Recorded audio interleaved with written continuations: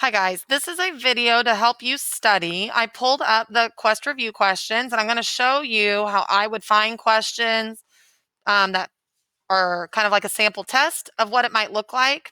Remember, these are just examples. You need to find your own examples and realize that some might be a little harder or easier than what I picked.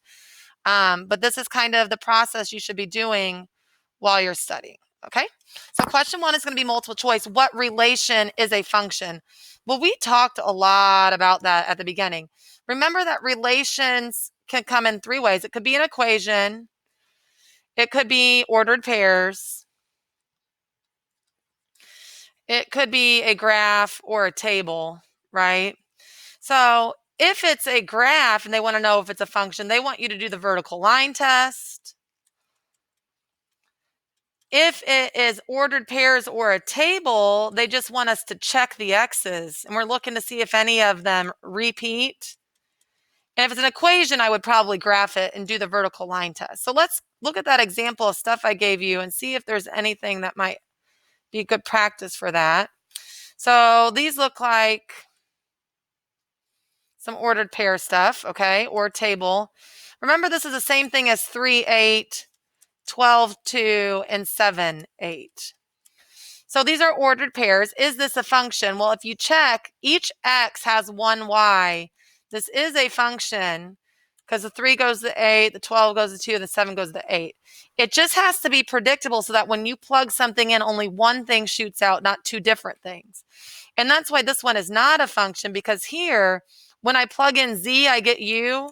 But in a minute, when I plug in z, it shoots out x. So it's not predictable anymore. So that one is not a function. The second question on your Quest Review says, a real world example, which relation is a function? So there was a real world example right here, question 3 and question 4. We'll just do question 3 so you can look at 4 yourself. If you are talking about circles and the rule is, what is the circumference? Obviously, we're going to get some numbers out, okay? So the question is going to be, does each circle only have one circumference? And the answer is yes. Each circle, if you plug it into the machine, will only shoot out one circumference because a circle doesn't have more than one circumference. Okay, take a look at number 4 and see what you think about that one. And there's others you can practice as well. Question 3, look at a graph. I'll just draw one real quick. Is this a function? The answer is yes. How do you know? It passes the vertical line test because they're going to ask you to explain. Is it 1 to 1? If you remember, 1 to 1 has to pass the horizontal line test. It is not 1 to 1 because it fails the horizontal line test, because 1 to 1 meant each y only has one x too. So when you went back to that chart that I was showing you up here,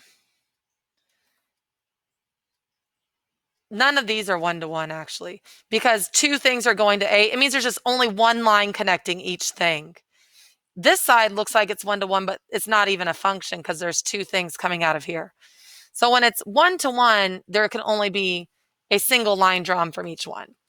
Given a relation, create a table. That's pretty easy. If I give you a graph, could you write down the ordered pairs into a table? I would hope so. This would be like 2, -1. So you put your x, you put your y, 2, -1, 0, -2, and so on. This one should be a pretty easy one.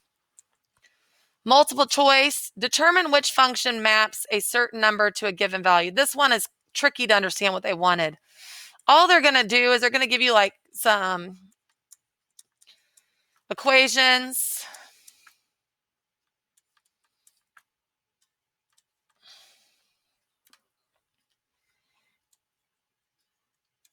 And they're going to say, which one of these, when I plug in 5, do I get 40?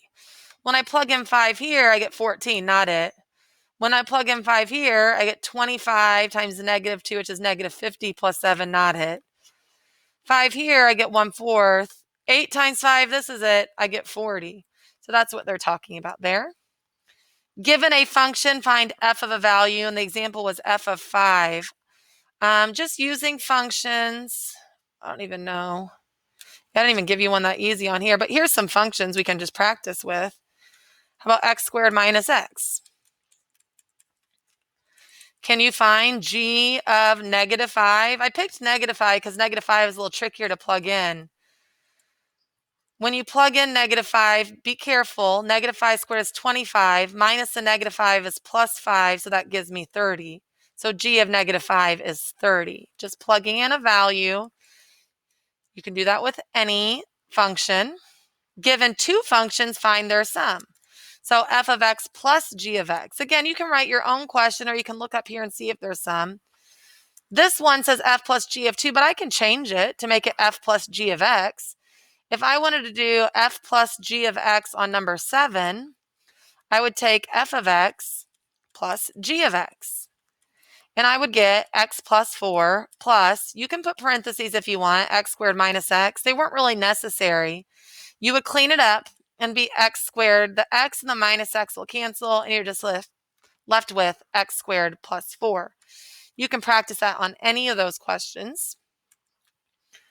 F minus g of a number, so like f minus g of 5. I saw one like that. F minus g of 5. Look, f minus g of negative 5 is right here. So we'll go ahead and do question 8. That would be good practice. That's the same thing as f of negative 5 minus g of negative 5. Be careful with your signs again. F of negative 5 would be negative 5 squared minus 12. That's 25 minus 12, which is 13. Minus g of negative 5 is 19 minus negative 5 becomes plus a positive. So 13 minus 24. So it looks like I'm getting negative 11. Don't just practice the one, find some others. F divided by g of 5, okay. F divided by g of 5, looking for some division now. Was there any examples with division? Here's one right here. If I take f over g of 5 halves, that's the same thing as s of 5 halves divided by g of 5 halves. Plug in 5 halves into f, and I get 5 halves squared minus 7. Square the top, square the bottom. That's how you square a fraction. If you type that into your calculator, 25 divided by 4 minus 7, you get, you get negative 0.75. You can also hit math 1 if you want to change that. If you hit math 1, it will change it to a fraction for you, but hopefully you knew that. Negative 3/4. I'm going to divide that by g of 5 halves, which would be negative 2 times 5 halves plus 5. That gives me negative 5 plus 5, which is 0. What's negative 3/4 divided by 0? I can't divide by 0. That does not exist. If this would have worked out different where it wasn't 0, you would just divide those two numbers in your calculator and hit math 1. That one was a little bit weird, so I would make sure I do more than one example of that. And then question 11 will be the last one. If I take f times g of 5, I'm when we multiply. There's another multiplying with fractions. Surely there's another one here. Nope, maybe not. Maybe that's the one I'm going to do. You could change any of these, though, to multiplication if you wanted. We'll go ahead and do this one. This would be like f of negative 1/7 times g of negative 1/7. F of negative 1/7 will be negative 1/7 squared minus 9. Square the top, square the bottom. 1 over 49 minus 9. I'm going to type it in my calculator.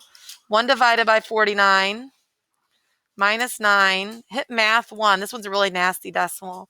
I get negative 440 over 49 times g of negative 1/7 will be 7 times negative 1/7 plus 1. Those 7s cancel. Negative 1 plus 1, that's 0. Anything times 0 is 0, so this one worked out to be 0 as well.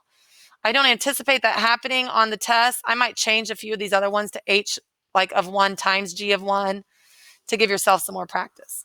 Okay, there's another video of me doing the rest of the problems. Just a good way for you to study and try to make your own problems.